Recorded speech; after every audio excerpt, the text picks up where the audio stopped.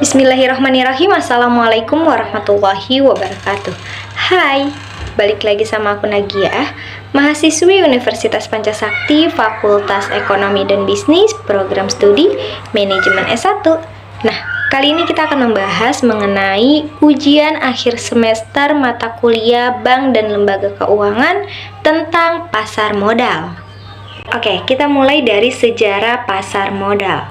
Nah, menurut buku Efectenit yang dikeluarkan Vereniging voor den Effectenhandel pada tahun 1939, transaksi efek telah berlangsung sejak 1880. Namun dilakukan tanpa organisasi resmi sehingga catatan tentang transaksi tersebut tidak lengkap.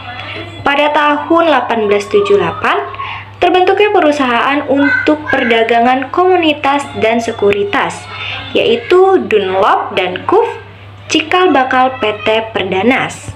Baru pada tahun 1912, tepatnya tanggal 14 Desember, Amsterdamse Efectenbeur membuka cabang Bursa Efek untuk pertama kalinya di Indonesia yang bertempat di Batavia atau Jakarta. Pasar modal ini merupakan yang tertua keempat untuk tingkat Asia setelah Bombay, Hong Kong, dan juga Tiongkok. Awal mula kenapa pihak pemerintah Belanda mendirikan Bursa Efek di Batavia ini? Karena pada awal abad 19, berbagai perkebunan sedang dibangun secara besar-besaran. Agar proses pembangunan bisa berjalan dengan lancar, maka pemerintah kolonial Belanda tentu saja membutuhkan modal. Nah, salah satu sumber modal yang digunakan saat itu adalah tabungan dari orang-orang Eropa dan juga Belanda yang mempunyai penghasilan di atas rata-rata. Atas dasar itulah pada tanggal 14 Desember 1912, resmi terdiri pasar yang satu ini dengan nama Vereniging voor de Effectenhandel. Jika terjemahannya dalam bahasa Indonesia, namanya adalah Asosiasi Perdagangan Efek. Pasar ini terletak di Batavia, Jakarta, dengan efek yang diperjualbelikan berupa saham dan juga obligasi. Oke, kita lanjut ke fungsi pasar modal. Jadi fungsi pasar modal ini terbagi menjadi 4. Yang pertama, pasar modal sebagai sarana penambah modal bagi usaha. Perusahaan dapat memperoleh dana dengan cara menjual saham ke pasar modal. Saham-saham ini akan dibeli oleh masyarakat umum, perusahaan-perusahaan lain, lembaga ataupun pemerintah. Yang kedua, pasar modal sebagai sarana pemerataan pendapatan. Setelah jangka waktu tertentu, saham-saham yang telah dibeli akan memberikan dividen atau bagian dari keuntungan perusahaan kepada para pembelinya atau pemiliknya. Oleh karena itu, penjualan saham melalui pasar modal dapat dianggap sebagai sarana pemerataan pendapatan. Yang ketiga, pasar modal sebagai sarana peningkatan kapasitas produksi. Dengan adanya tambahan modal yang dilakukan oleh pasar modal, maka produktivitas perusahaan akan meningkat. Yang keempat, pasar modal sebagai sarana penciptaan tenaga kerja. Keberadaan pasar modal dapat mendorong muncul dan berkembangnya industri lain yang berdampak pada penciptaannya lapangan kerja baru. Lanjut yang kelima, pasar modal sebagai sarana peningkatan pendapatan negara. Setiap dividen yang dibagikan kepada para pemegang saham akan dikenakan pajak oleh pemerintah. Adanya tambahan pemasukan melalui pajak ini akan meningkatkan pendapatan negara. Yang terakhir atau yang keenam, pasar modal sebagai indikator perekonomian negara. Aktivitas dan volume penjualan atau pembelian di pasar modal yang semakin meningkat atau padat memberi indikasi bahwa aktivitas bisnis berbagai perusahaan berjalan dengan baik, begitu pula sebaliknya. Oke, kita lanjut ke instrumen investasi pasar modal. Pasar modal juga dikenal dengan istilah bursa efek. Di dalamnya, kamu bisa menemukan berbagai jenis surat berharga yang setiap hari diperdagangkan. Jenis-jenis surat berharga ada 5. Yang pertama, saham. Saham merupakan surat berharga yang menjadi bukti kepemilikan atas sebuah perusahaan. Investor yang memiliki saham di sebuah perusahaan berhak untuk mendapatkan dividen. Yang kedua ada reksadana. Reksadana dikenal sebagai instrumen investasi yang menjadi wadah untuk pengumpulan serta pengelolaan dana beberapa investor.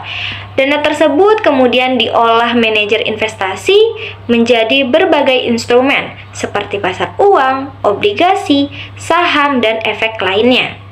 Yang ketiga, surat utang atau obligasi. Kamu juga dapat mendapatkan surat berharga berupa obligasi di pasar modal.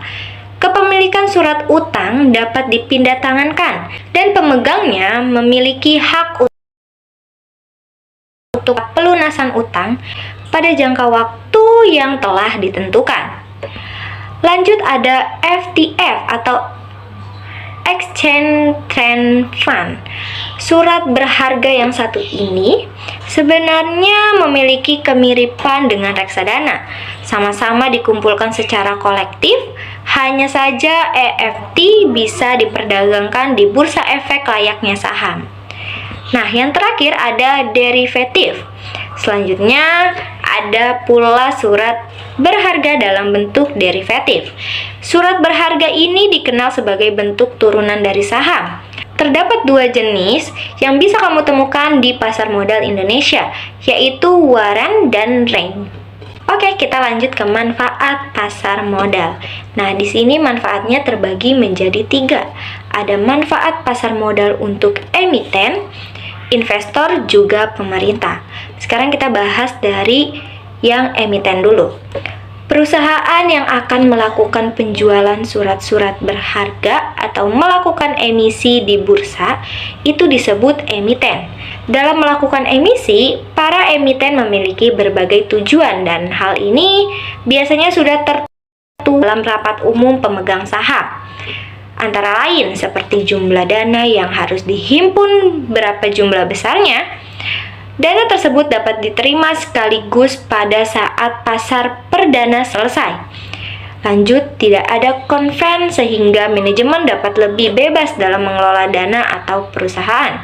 Lanjut, solvabilitas perusahaan tinggi sehingga memperbaiki citra perusahaan. Nah, sekarang manfaat pasar modal untuk investor. Pemodal yang akan membeli atau menanamkan modalnya di perusahaan yang melakukan emisi atau disebut investor. Sebelum pembeli surat berharga yang ditawarkan, investor biasanya melakukan penelitian dan analisis tertentu. Penelitian ini mencakup bonafiditas perusahaan, prospek utama emiten dan analisis lainnya, dan tujuan utama para investor dalam pasar modal yaitu yang pertama, nilai investasi berkembang mengikuti pertumbuhan ekonomi. Yang kedua, peningkatan tersebut tercermin pada peningkatannya harga saham yang mencapai capital gain. Lanjut, memperoleh dividen bagi mereka yang mengembang bagi pemegang obligasi. Lanjut, dapat sekaligus melakukan investasi dalam beberapa instrumen yang mengurangi resiko. Nah, ini dia manfaat pasar modal untuk pemerintah. Begitu juga bagi pemerintah. Pasar modal memiliki beberapa manfaat, antara lain salah satu sumber penghasilan negara. Yang kedua, membantu menjalankan roda perekonomian. Yang ketiga, menarik investor asing ke dalam negara. Selanjutnya, mendata transaksi instrumen modal pada pasar modal. Yang terakhir, salah satu peluang bagi negara untuk menjual surat berharga kepada investor. Kita masuk ke pembahasan yang terakhir, yaitu mengenai lembaga dan struktur pasar modal di Indonesia. Pasar modal di Indonesia terdiri dari beberapa lembaga. Yang pertama ini ada Otoritas Jasa Keuangan atau biasa disebut OJK. Didirikannya pada tahun 2011 untuk menggantikan fungsi Badan Pengawasan Pasar Modal sebagai pengawas seluruh aktivitas yang terjadi di pasar modal. Lanjut, ada Bursa Efek. Saat ini ada 2, Bursa Efek Jakarta dan juga Bursa Efek Surabaya. Namun sejak akhir 2007, Bursa Efek Surabaya melebur ke Bursa Efek Jakarta, sehingga menjadi Bursa Efek Indonesia. Yang ketiga ada perusahaan efek. Yang keempat, lembaga clearing dan peminjaman. Saat ini dilakukan oleh PT Clearing Peminjaman Efek Indonesia atau PT KPEI. Nah, yang terakhir ada lembaga penyimpanan dan penyelesaian. Saat ini dilakukan oleh PT Kustodian Sentral Efek Indonesia atau biasa disebut PT KSEI. Nah, itu dia pembahasan kita kali ini mengenai pasar modal. Nah, buat teman-teman yang ingin berinvestasi nggak perlu khawatir lagi. Soalnya sudah ada lembaga-lembaga yang mengamankan segala aktivitas di pasar modal. Jadi, aktivitas kalian tentu sudah aman. Untuk yang ingin investasi, kalian juga tidak perlu secara offline. Sekarang juga bisa melalui online, melalui handphone kalian, dan sangat mudah sekali di zaman sekarang. Buat kalian, jangan lupa investasi dan menabung untuk masa depan ya. Semoga materi kali ini bisa bermanfaat untuk kita semua. Terima kasih. Wabillahi taufiq wal hidayah. Wassalamualaikum warahmatullahi wabarakatuh.